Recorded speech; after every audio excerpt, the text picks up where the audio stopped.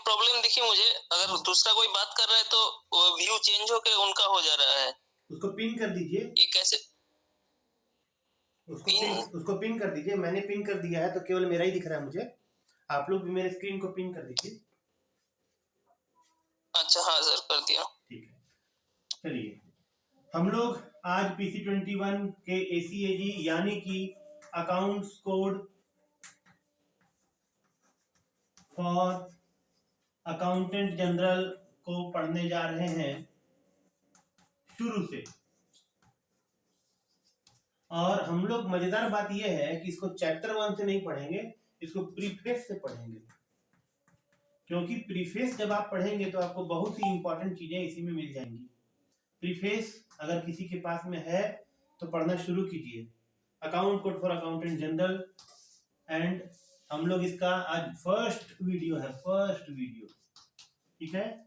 Actually एक video हमने पहले भी बनाया था, लेकिन वो वीडियो जो था उसमें शूटिंग की क्वालिटी उतनी अच्छी नहीं थी, तो हम लोग उसको उतना अच्छे से कैरी नहीं कर पाए थे।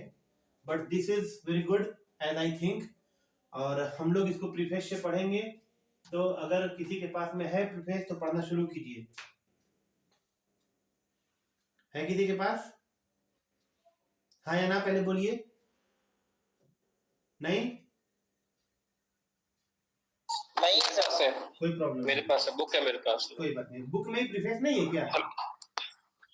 बुक में प्रीफेस है ना? तो पढ़िए। पढ़ूं? हाँ पढ़िए। As a result of departmentalization of accounts of the Union Government Civil in a phased manner from 1 April 1976 and other consequential changes like abolition of media of exchange accounts. Point number 2, replacement of the system of settlement account by settlement through check draft in the case of intergovernmental transactions. It has become necessary to revise the account code volume 4 issued by CAG of India. बस preface का जो पहला ही paragraph है, ठीक है, उसमें आपको ये कहा गया है कि पहले कोई अकाउंट कोड वॉल्यूम 4 हुआ करता था, ऐसा लिखा हुआ है, हाँ या ना? है ना? और yes. उसको 1/4/1976 से चेंज कर दिया गया। क्यों चेंज किया गया वो वजह लिखा गया है, लेकिन चेंज किया गया और चेंज करके क्या बना दिया गया? ACAG। इसका मतलब क्या है? मतलब ये है कि आज आपके सिलेबस में अकाउंट कोड वॉल्यूम 3 है, जस का तस, ठीक है। और बाकी जो है, एक मिनट, जिसका भी आवाज आ रहा है वो लोग अपना साउंड म्यूट कर लीजिए प्लीज। हाँ प्लीज म्यूट कर लीजिए, इनके साउंड में आ रहा है। आप लोग केवल बोलिए और जितने देर तक आप बोलते हैं उसका म्यूट कीजिए प्लीज। हेलो, ठीक है। हाँ, तो हम क्या कह रहे थे कि अकाउंट कोड वॉल्यूम 4 ये चेंज हो गया। अकाउंट कोड वॉल्यूम 3 चेंज नहीं हुआ है, वो आज भी आपके सिलेबस में है। इसका मतलब ये है कि अकाउंट कोड वॉल्यूम 1 होगा और 2 भी होना चाहिए ना, ठीक है। तो इसका मतलब है कि हम लोग अकाउंट कोड वॉल्यूम 1 और वॉल्यूम 2 को भी नहीं जानते हैं, हम लोग उसको जानेंगे बाद में। फिलहाल अकाउंट कोड वॉल्यूम 3 को जानते हैं जो कि हमारे सिलेबस में है, और अकाउंट कोड वॉल्यूम 4 जो कि 1/4/1976 से क्या बन गया?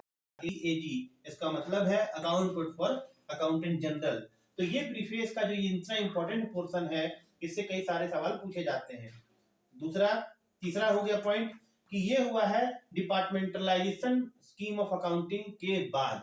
तो डिपार्टमेंटलाइजेशन ऑफ अकाउंटिंग के लिए आप लोग सब ने DPC एक्ट पढ़ा होगा। तो मुझे बताएगा DPC एक्ट कौन से साल में आया था?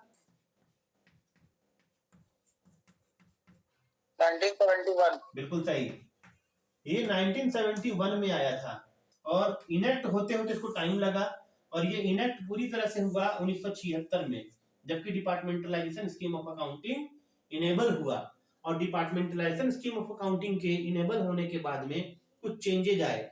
Change number 1, abolition of media of exchange accounts, ठीक है। एक्सचेंज अकाउंट्स का कोई मीडियम रहा होगा, उसका अबॉलिशन कर दिया गया, ठीक है। अब ये क्या है मुझसे मत पूछिएगा, मैं नहीं जानता हूँ। दूसरा पॉइंट जो मैं जानता हूँ वो ये है कि सेटलमेंट अकाउंट जो पहले बीटी यानी बुक ट्रांसफर के माध्यम से, केवल बुक ट्रांसफर के माध्यम से हुआ करता था, अब सेटलमेंट अकाउंट चेक और ड्राफ्ट के माध्यम से होने लगा। और इसके बारे में आपको पढ़ना है पूरा का पूरा inter departmental transaction chapter 5 of ACAG. इसका मतलब है क्योंकि ये नया सिस्टम इंट्रोड्यूस हुआ, सेटलमेंट अकाउंट बाय चेक और ड्राफ्ट, ठीक है,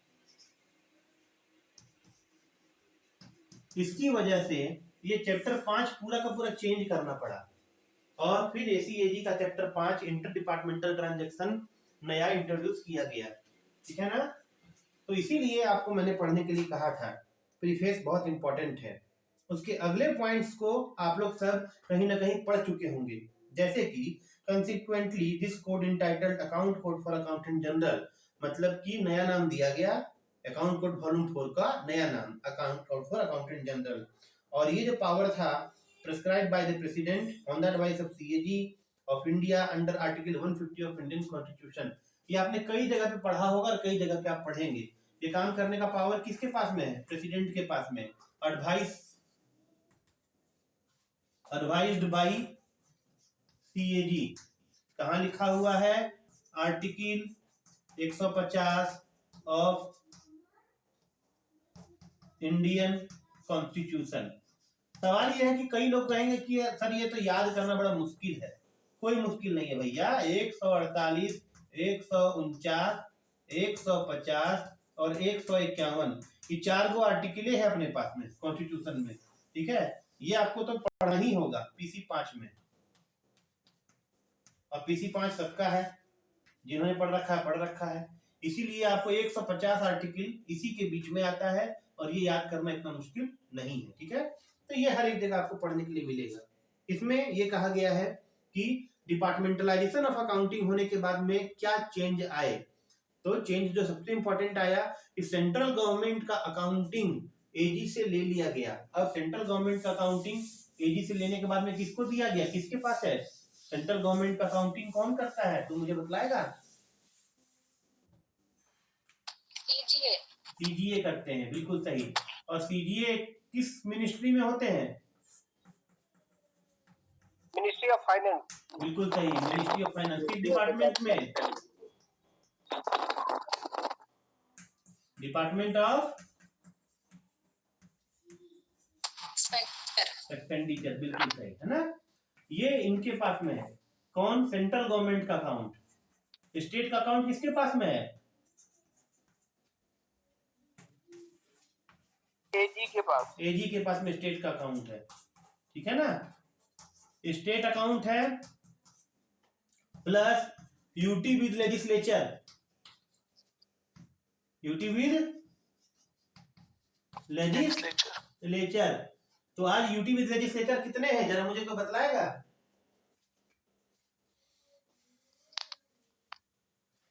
हेलो, आप लोग नहीं जानते यूटी विद लेजिस्लेचर कितने हैं? 3 है क्या सर? हाँ, कौन सा?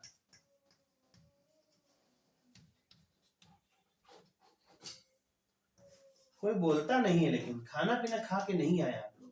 3 है, दिल्ली, पुदुचेरी एंड जम्मू एंड कश्मीर। इसका साफ मतलब ये है कि सेंट्रल गवर्नमेंट का अकाउंटिंग एजी के पास में नहीं है, लेकिन एक इसमें है, state accounting, UT with legislature plus central pension. Central pension का मतलब क्या हुआ? इसका मतलब ये हुआ कि हम और आप अगर रिटायर करते हैं तो हम लोग सेंट्रल गवर्नमेंट के स्टाफ हुए कि नहीं हुए। लेकिन अगर आप चाहें तो आप स्टेट गवर्नमेंट की ट्रेजरी से अपना पेंशन विड्रॉ करने का ऑप्शन दे सकते हैं। ऐसे केस में जब सेंट्रल गवर्नमेंट के स्टाफ स्टेट की ट्रेजरी से अपना पेंशन विड्रॉ करते हैं, स्टेट की ट्रेजरी उनके ऊपर जो भी खर्च करती है उसका अकाउंट स्टेट गवर्नमेंट के एजी को दिया जाता है, स्टेट एजी को। समझ गए बात? हेलो, ठीक है। Yes sir. इसका जो पॉइंट नंबर 3 है कि ये कहाँ लागू नहीं पड़ता है, तो ये उस समय के हिसाब से था कि जेएनके में लागू नहीं पड़ता है, जो बिल्कुल सही है। ये सिक्किम में लागू नहीं पड़ता है, जो बिल्कुल सही है। लेकिन आज जेएनके में लागू पड़ता है। 370 की वजह से जेएनके में लागू नहीं पड़ता था, और सिक्किम में इसलिए लागू नहीं पड़ता था क्योंकि सिक्किम को तत्काल भारत में मिलाया ही गया था, सिक्किम को कोई नया राज्य नहीं बनाया गया था।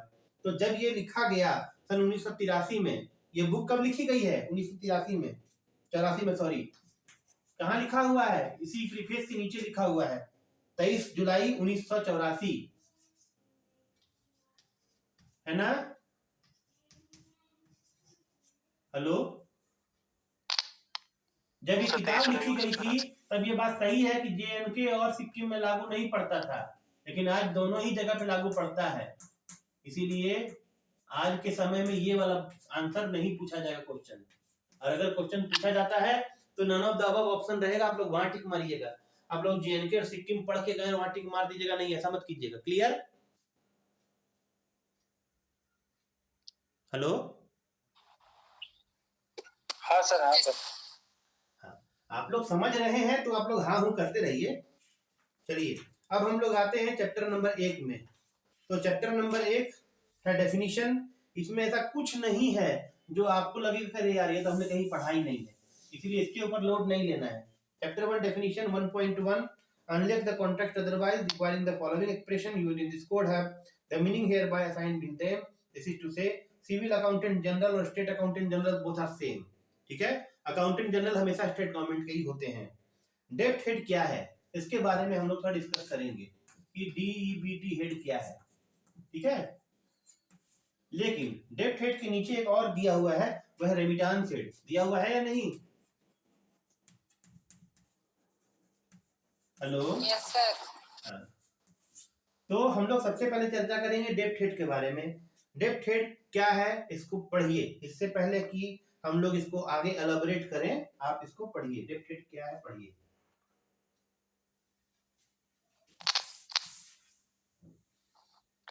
Means the heads of account under which the transaction of government relating to debt, loans, deposits, reserve funds, advances and suspense accounts are recorded।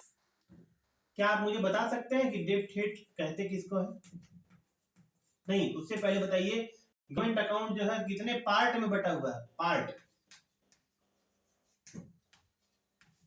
Sir, हाँ, 3 पार्ट। बिल्कुल सही। ये सब क्वेश्चन है जो आपको बनता है, ठीक है ना? कौन कौन सा पार्ट है? Consolidated, contingency and सही, public account। बिल्कुल सही।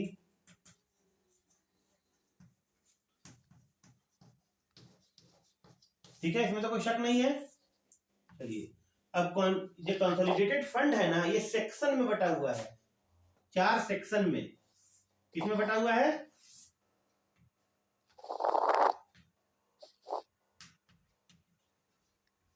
किसमें बटा हुआ है? सेक्शन में। 4 सेक्शन। हाँ, ठीक है ना? ये है revenue receipt, revenue expenditure, capital receipt और कैपिटल एक्सपेंडिचर। सही है गलत? सही है ना? कंटिंजेंसी फंड किसी सेक्शन में नहीं बटा हुआ है, इसके लिए एक ही हेड है। उस हेड का नंबर क्या है? 4000। 8000, 4000 नहीं, है ना? तो कंटिंजेंसी को हम अभी बिटा देते हैं, एक ही हेड है, हम लोग इसमें लोड बाद में लेंगे, इसके लिए हम यहाँ कर देते हैं 8000 कंटिंजेंसी।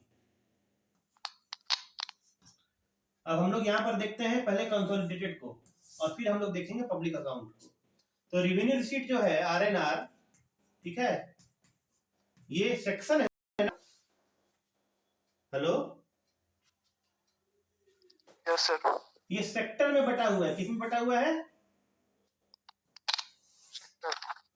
किसमें बटा हुआ है? सेक्टर में। और देखिए आरएनआर जो सेक्टर है उसका वो है tax revenue, non tax revenue और ग्रांट इन एड। ठीक है, ठीक है ना? रेवेन्यू एक्सपेंडिचर जनरल सर्विस, ठीक है,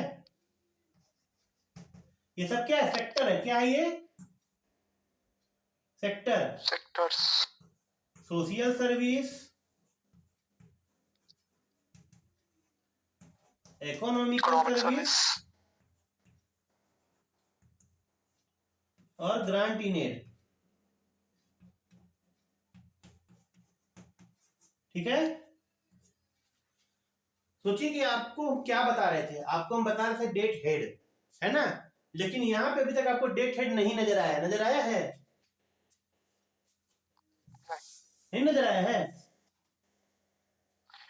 नहीं सर। देखिए, revenue receipt, revenue expenditure, capital receipt का एक ही हेड है, नंबर है 4000, ठीक है, इसीलिए ये भी किसी सेक्टर में बटा हुआ नहीं है। अब हम लोग आते हैं कैपिटल एक्सपेंडिचर, ठीक है ना। अब कैपिटल एक्सपेंडिचर का 8 को हेड है, मतलब 8 को सेक्टर है, हेड नहीं, 8 को सेक्टर है। कौन कौन सा सेक्टर है, 4 को वही है जो कि आपका रेवेन्यू एक्सपेंडिचर में है, तो हम लोग उसको शॉर्टकट में लिख देते हैं, general service, social service, economical service और ग्रांट इन एड, है ना। अब कैपिटल रिसीट के लिए हम जो अगला सेक्टर है वह है पीडी, ठीक है, एलए,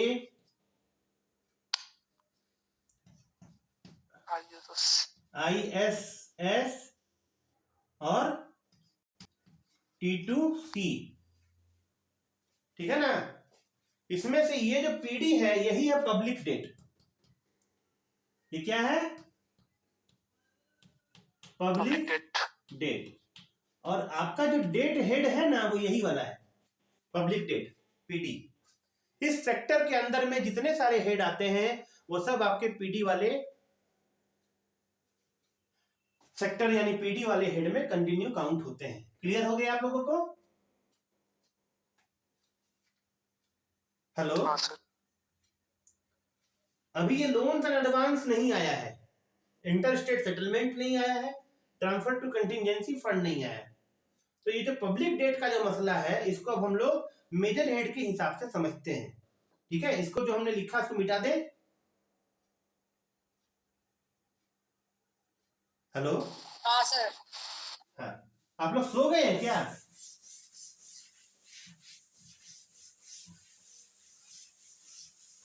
चलिए अब मेजर हेड के हिसाब से हम लोग देखते हैं। देखिए, सबसे पहला है रेवेन्यू रिसीट सेक्शन, उसका जो मेजर हेड है, ठीक है, उस मेजर हेड को हम लोग देख लेते हैं, 0059 से शुरू करते हैं।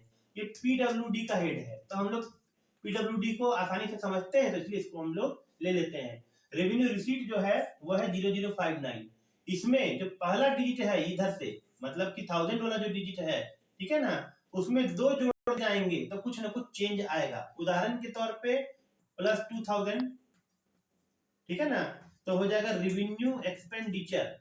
अब जो हेड होगा वो होगा 2059, ठीक है, +2000 कैपिटल एक्सपेंडिचर 4059 +2000 हो जाएगा डेट, डीई माने पब्लिक डेट, और ये हो जाएगा 6059। यही इसका मेन स्ट्रक्चर है डेट हेड का। क्लियर?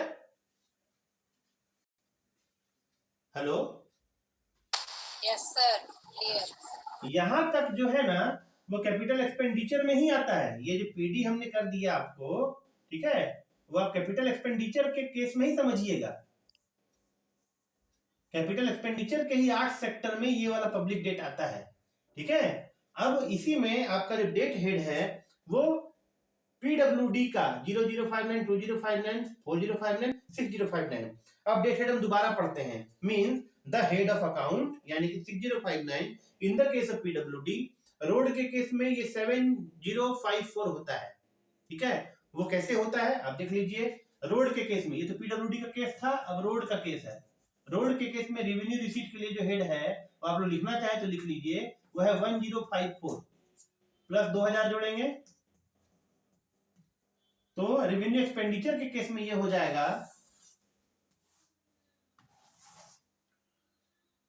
3054, फिर प्लस 2000 जोड़ेंगे, कैपिटल एक्सपेंडिचर के केस में ये हो जाएगा 5054, फिर 2000 जोड़ेंगे और पब्लिक डेट के केस में ये हो जाएगा 7054।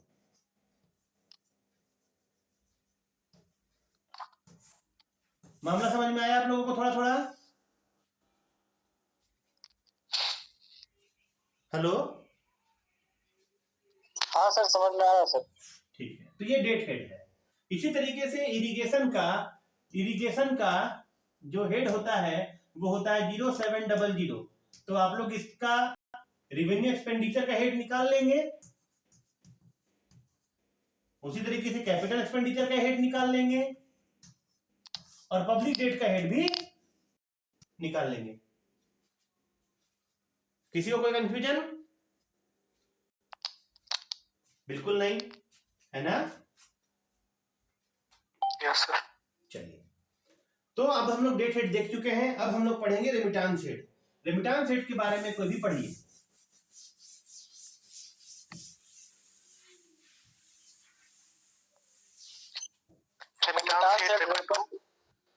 पढ़िए पढ़िए। Remittance head refer to which of account to which transactions related to remittance business are taken. यहाँ पे अभी तक आप लोगों ने क्या क्या देखा था? सेक्टर देखा था, सेक्शन देखा, पहले सेक्शन देखा, सेक्टर देखा। तो आपने जो भी देखा है अभी तक केवल कंसोलिडेटेड फंड का ही देखा था, है ना? पब्लिक अकाउंट का तो नहीं ना देखा था आपने? पब्लिक अकाउंट दरअसल 6 सेक्टर में बटा हुआ है। कौन सा? SSPF, RF, DA, SUS, रेम और CV। ये है इसका शॉर्ट फॉर्म। क्या है ये? लिख देते हैं, small saving and provident fund. ये लिखना चाहे तो लिख लीजिए, नहीं लिखना चाहे तो YouTube पे वीडियो तो अवेलेबल रहेगा ही, चिंता बिल्कुल नहीं करना है, ठीक है ना? हाँ, लेकिन जब YouTube से आप लोग वीडियो देख रहे होंगे तब इसको पॉज करके नोट जरूर कर लीजिएगा। RF stand for reserve fund,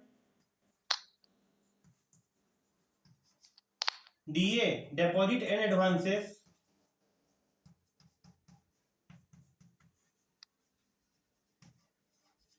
SUS for suspense, RAM for remittance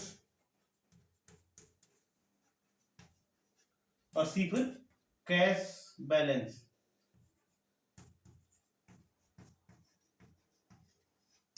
clear? Hello? उसी में रेमिटांस में जो PW रेमिटांस है, PW रेमिटांस, ठीक है, उसके लिए जो सबसे ज्यादा पॉपुलर हेड है वो है 8782। कौन सा मेजर हेड है? 8782 पब्लिक सर्विस। हाँ, ठीक है। और ये जो है ना बहुत ही ज्यादा इंपॉर्टेंट है, ठीक है। तो यही आपको यहाँ पे रेमिटांस हेड में पढ़ना था। Refer to the head of account to which transaction relating to remittance businesses are taken. यही है वो। ये पब्लिक अकाउंट का 6 सेक्टर में बटा हुआ है। तो अब आप लोग समझ गए होंगे list of major and minor head जब आप लोग पढ़ेंगे तब आपको ये वाला चीज कहाँ खोजना है और आपको कहाँ मिलेगा। समझ गए? हेलो? Yes sir. चलिए, बैंक ट्रेजरी और नॉन बैंक ट्रेजरी के बारे में। हाँ बोलिए बोलिए, कोई भी बोलिए। सर कोई तरीका है इनको याद करने का? तरीका जो हमने शॉर्ट फॉर्म दिया ना आपको। हेलो? हाँ ठीक है, इसका एक PDF बनाया हुआ है और JPG फाइल में भी है, वो मैं ग्रुप में शेयर कर देता हूँ, आप लोग देखिएगा, आराम से याद हो जाएगा। आबिद जी ने बनाया है। आबिद जी? Yes sir. जरा इनको बताइए कि आपने क्या किया है।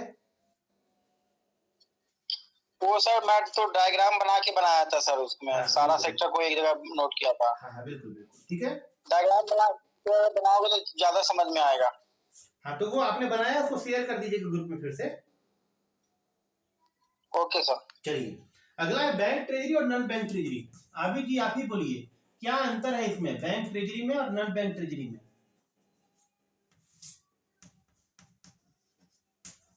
बोलिए।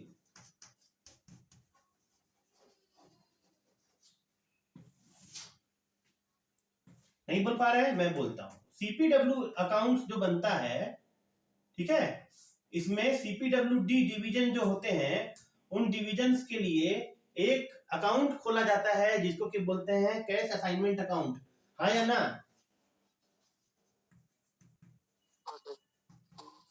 हाँ या ना बोलिए। हाँ सर। ये कैश असाइनमेंट अकाउंट कहाँ खोला जाता है जरा बताइए हमको।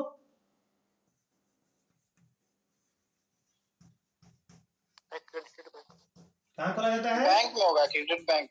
क्या बोल रहे हैं? Accredited bank.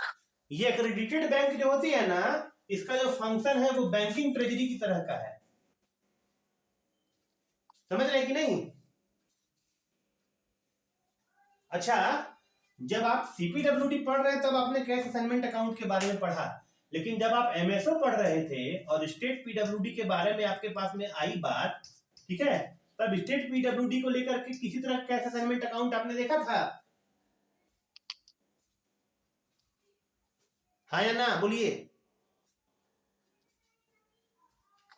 नहीं, वहां पे जो होता है वो डीडीओ कोड होता है। क्या होता है? Drawing and disbursing officers code, ठीक है। और ये जो होता है वो बैंक में नहीं होता है, कहाँ होता है? ट्रेजरी। ट्रेजरी में। तो ये जो ट्रेजरी होता है ये नॉन बैंकिंग ट्रेजरी होता है। समझ में आया? हाँ हाँ तो समझ में आ गया। चलिए, स्टेट बहुत सिंपल है, झारखंड बिहार जम्मू कश्मीर, नहीं अभी जम्मू कश्मीर तो स्टेट नहीं है, झारखंड बिहार पंजाब ये सब स्टेट है। सब अकाउंट्स ऑफिसर के बारे में बहुत इंपॉर्टेंट बात है, उसको आप लोग पढ़िए, तब तक मैं मिटाता हूँ। सब अकाउंट क्या है मैं बताता हूँ, चलिए पढ़िए पढ़िए पढ़िए। सर एक बार एक्सप्लेन करिएगा सर फिर से, ये bank treasury non bank treasury में डिफरेंस क्या है सर, मोटा मोटी? डिफरेंस सिंपल यही है कि जो सीपीडब्ल्यूए होता है ना, उसका स्टेट के ट्रेजरी में ट्रांजैक्शन नहीं होता है। उसको किसी भी एक्रेडिटेड बैंक में, जैसे कि स्टेट बैंक है या आरबीआई के अनुच्छेद 2 में जो भी मान्यता प्राप्त बैंक होते हैं, उनमें उनको अपना एक कैश असाइनमेंट अकाउंट खुलवाना पड़ता है, और ये दिया हुआ है आपको सीपीडब्ल्यूए चैप्टर 4 में, ठीक है ना। तो जो कैश असाइनमेंट अकाउंट किसी भी बैंक में खुलता है उसको बैंकिंग ट्रेजरी कहते हैं, और सारा का सारा ट्रांजैक्शन यानी कि रिसीट और पेमेंट उनको उस बैंक में उसी अकाउंट से यानी कि कैश असाइनमेंट अकाउंट से करना पड़ता है। लेकिन स्टेट गवर्नमेंट के केस में ट्रेजरी ऑफिसर के पास में स्टेट पीडब्ल्यूडी का ऐसा कोई अकाउंट नहीं होता है, ना ही स्टेट पीडब्ल्यूडी को किसी भी दूसरे एक्रेडिटेड बैंक में इस तरह के किसी भी अकाउंट को खोलने की इजाजत है। हम तो यहाँ तक 31 मार्च में जब उनका अकाउंट मंगवाते हैं उनसे ये सर्टिफिकेट लेते हैं कि आपका किसी भी बैंक में किसी भी तरह का अकाउंट ऑपरेशनल नहीं है। तो चूंकि स्टेट गवर्नमेंट को सारा ट्रांजैक्शन ट्रेजरी के माध्यम से करना पड़ता है और ट्रेजरी में उनका अपना डीडीओ कोड चलता है। क्या चलता है? DDO code.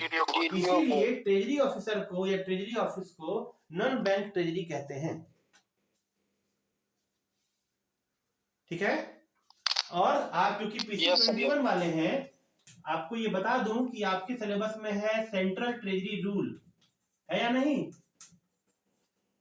1992 है ना? 92 है। हाँ सर। इसी ट्रेजरी रूल में आपको विस्तार से बैंकिंग ट्रेजरी और नॉन बैंकिंग ट्रेजरी के बारे में पढ़ना है। क्लियर? बोलिए। हाँ चलिए अगला पोर्शन, स्टेट तो सब समझ गए हैं, अकाउंट्स ऑफिसर और सब अकाउंट्स ऑफिसर। आपके यहाँ दिया हुआ सब अकाउंट्स ऑफिसर। सब अकाउंट्स ऑफिसर के बारे में क्या जानते हैं, पढ़िए, मतलब जो लिखा हो पढ़िए। Means an accounts officer who performs accounting functions on behalf of another accounts officer. Yes, इसका मतलब क्या है पहले आप समझिए, ठीक है। इसका मतलब ये है कि हमारे जो एजी साहब होते हैं वो स्टेट गवर्नमेंट के अकाउंट्स ऑफिसर होते हैं, जैसे कि सीसीए सीपीडब्ल्यूडी का अकाउंट्स ऑफिसर होता है। तो केस नंबर 1, सीसीए जो होता है in chief controller of accounts officer होता है किसका, सीपीडब्ल्यूए का, सीपीडब्ल्यूडी का, ठीक है। और प्रिंसिपल एजी ए&डी, ऑडिट नहीं, समझे, अकाउंट्स ऑफिसर होते हैं स्टेट पीडब्ल्यूडी के, ठीक है। स्टेट जो लिखा गया ना, स्टेट का होना चाहिए, ठीक है। तो यहां तक मामला समझ में आना होगा कि अकाउंट्स ऑफिसर क्या होता है।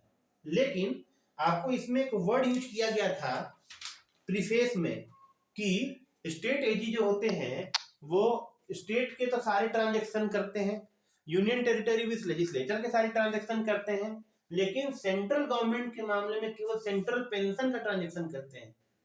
लिखा है या नहीं, हाँ बताइए। हाँ सर लिखा हुआ। जब वो सेंट्रल पेंशन का ट्रांजैक्शन कर रहे होते हैं उस समय में उनको ट्रेजरी के माध्यम से सेंट्रल पेंशन के जुड़े हुए वाउचर्स या चालान या पेमेंट की रसीद या जो भी कुछ मिलता है उनको ट्रेजरी से आता है, और ट्रेजरी से आने के बाद में सेंट्रल पेंशन के जुड़े हुए ट्रांजैक्शन से रिलेटेड वो अकाउंट कंपाइल करते हैं, और कंपाइल करने के बाद में वो सीसीए को देते हैं। किसको देते हैं, क्योंकि सेंट्रल का मामला है ना, सेंट्रल का तो अकाउंट्स ऑफिसर यही है। आप समझ रहे कि नहीं, हाँ। जब सेंट्रल पेंशन के ट्रांजैक्शन के कारण, ठीक है, प्रिंसिपल एजी ए&डी इस अकाउंट्स ऑफिसर यानी सीसीए को, ठीक है, सीसीए को अकाउंट रेंडर करते हैं तो उस समय वो सब अकाउंट्स ऑफिसर की भूमिका में होते हैं। सब accounts officer mean an accounts officer, मतलब principal AG is an accounts officer who perform or function on behalf of another accounts officer. Another accounts officer कौन है, सीसीए, ठीक है। सीसीए के बिहाफ में जब ये परफॉर्म करते हैं तब उनको सब अकाउंट्स ऑफिसर कहा जाता है। समझ में आई बात, हेलो, हाँ सर, ठीक है। The definition of certain expression given in chapter 1 introductory of the form of accounts of the Union State Basic Rule 1983 apply also to same expression in this code। इसमें ऐसा कुछ नहीं है जो जानने जैसा है। हाँ, अगले पैराग्राफ में लिखा हुआ है वो इम्पोर्टेंट है, वो ये है कि the article in this chapter shall not apply in their entirety to the state or union territory where the treasury follow the system of gross accounting। ठीक है, ये आपको जानना होगा कि ट्रेजरी जो है वो ग्रॉस अकाउंटिंग सिस्टम फॉलो नहीं करती है। हाँ, कुछ treasury gross accounting system follow करती है। तो अगर treasury gross accounting system follow नहीं करती है तो क्या करती है, तो treasury net accounting system follow करती है। क्या करती है, क्या आप लोग बता सकते हैं कि ये नेट अकाउंटिंग सिस्टम और ग्रॉस अकाउंटिंग सिस्टम क्या होता है?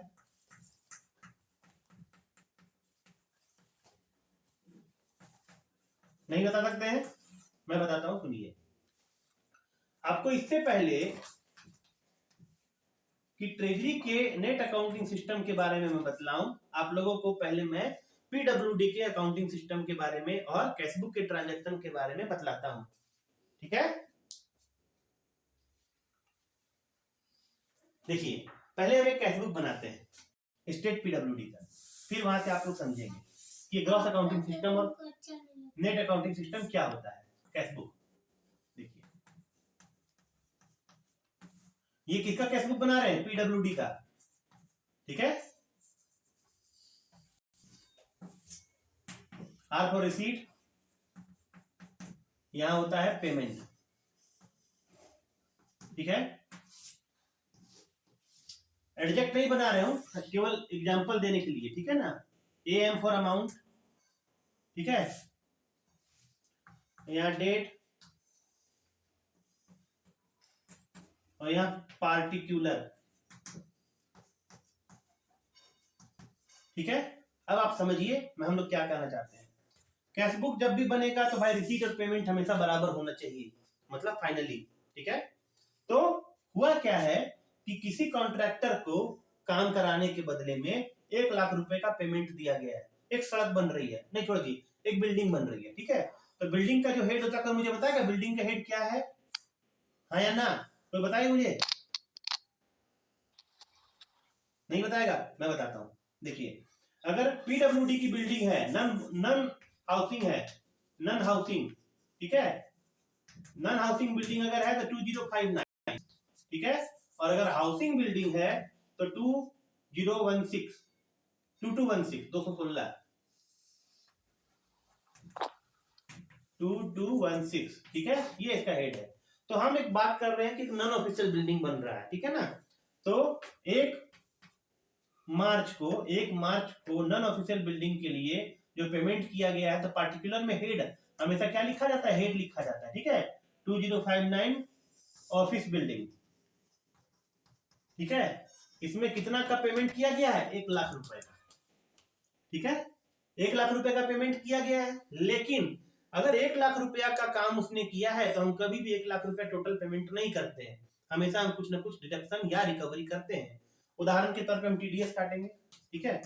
तो टीडीएस मान लीजिए कि 2% काटेंगे, तो 1 लाख का 2% कितना होगा जी, 2000 रुपया, ठीक है।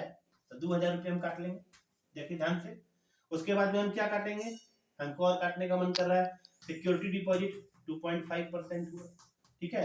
अभी हम 2500 रुपया काट लेंगे, ठीक है। और हम क्या काटेंगे भाई, टीडीएस के अलावा लेबर सेस है 1% काटेंगे, ठीक है। 1000 रुपया वहां काट लिए, ठीक है। और हम क्या काटेंगे, चलिए हमको और कुछ काटने का मन नहीं है, लेकिन कम से कम हमने इतना कुछ कटाई किया है, राइट। जब इतना कटाई कर दिया है तो हमने कुल कितना काट लिया भाई, हमने काट लिया आपको 1, 2 और 2, 5500 रुपए। अब 1 लाख में आप 5500 घटाइए तो वो कितना हो जाएगा, चेक से पेमेंट होगा, ठीक है। तो चेक का जो हेड होता है वो होता है 8782, वो रेमिटेंस वाले हेड जो अभी तक आपने देखा था पब्लिक वर्क्स में, ठीक है ना। नहीं, अकाउंट्स वाले में जो 6 सेक्टर बनाए थे उसमें था 8782 चेक्स, ठीक है। तो अब आप चेक से कितना पेमेंट कर रहे हैं, चेक से पेमेंट कर रहे हैं आप केवल 5500 माइनस कर दीजिए तो हो गया 94,500 रुपया, ठीक है। और जब दोनों को जोड़ देंगे तो दोनों हो जाएगा 1 लाख।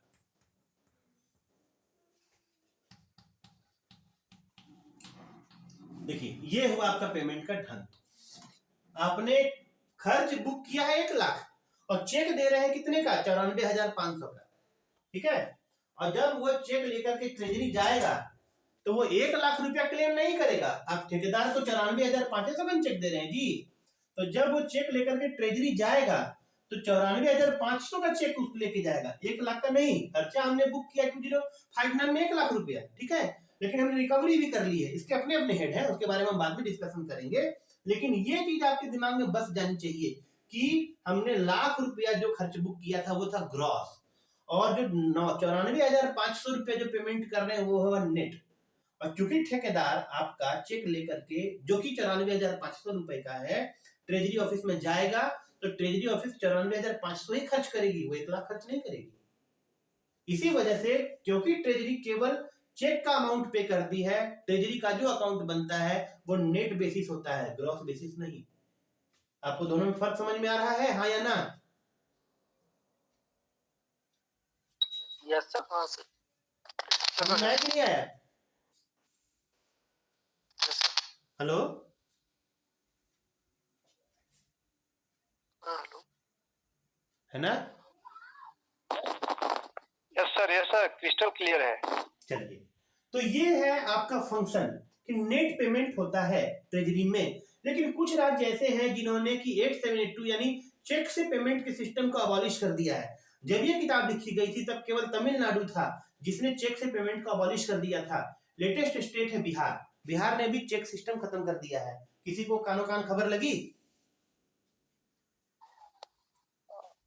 यस सर, आंध्र प्रदेश भी है ना? आंध्र प्रदेश भी है, बिल्कुल सही। तो अब अगर इस पैराग्राफ से कोई क्वेश्चन पूछता है आपको तो केवल तमिलनाडु नहीं है, it should be very very clear. एक तो इससे क्वेश्चन पूछा नहीं जाना चाहिए, अगर क्वेश्चन पूछा जाता है तो केवल तमिलनाडु नहीं है, तमिलनाडु के अलावा आंध्र प्रदेश भी है और बिहार तो निश्चित है, जहां पे ग्रॉस अकाउंटिंग सिस्टम अडॉप्ट कर लिया गया है। ऐसे ट्रेजरी या ऐसे राज्य जहां पे ट्रेजरी ने ग्रॉस अकाउंटिंग सिस्टम अडॉप्ट कर लिया है, ये वाला जो कोड है account code for accountant general हूबहू पूरे का पूरा लागू नहीं पड़ेगा, यही इसमें कहने की कोशिश की गई है। समझ गए? हेलो, जब हाँ, पूरे सर। का पूरा लागू नहीं पड़ेगा तब क्या होगा? तब यही होगा कि जो लोकल रिक्वायरमेंट के हिसाब से वहां के accountant general account code for accountant general के क्लाउजेज में नेसेसरी मॉडिफिकेशन करने के लिए एलिजिबल है। ठीक है ना? ठीक है, चलिए अब आप लोग मुझे बताइए, हम आज यहीं तक क्लास एंड करेंगे क्योंकि लोग नए हैं, आपकी ये पहली क्लास है। हम आप लोग थोड़ा सा इसको अपने लेवल पर रीड कर लें। हाँ, आप लोगों के लिए एक और इंफॉर्मेशन या मैं मतलब आपका ओपिनियन चाहता हूँ, क्या आप लोग दोपहर में 1:30 से 3 के बीच में कभी भी आधे घंटे के लिए इसका एमसीक्यू डिस्कस करना चाहेंगे? Yes sir. कितने बजे? टाइम बतलाइए। Yes sir. 2 to 2:30। आप लोग सब लोग तैयार हैं? सर केवल कल या फिर सब डेली एक बार चालू हो जाएगा तो डेली चलेगा। उस टाइम लंच टाइम होता है। तो वही तो दूसरा कोई टाइम बताइए, दूसरा कोई टाइम बताइए। सर 145 to 2:15 ज्यादा बेटर है सर। हाँ सर, थोड़ा लंच टाइम, थोड़ा ऑफिस का टाइम। तो 1:30 पे कर ले, 1:30 पे। हाँ ठीक है, चलिए 1:45 में हाँ बोलिए, पाएंगे। क्या बोल रहे हैं? लंच 145 to 2:15 ज्यादा बेटर है सर। ठीक है, चलिए फिर वही कर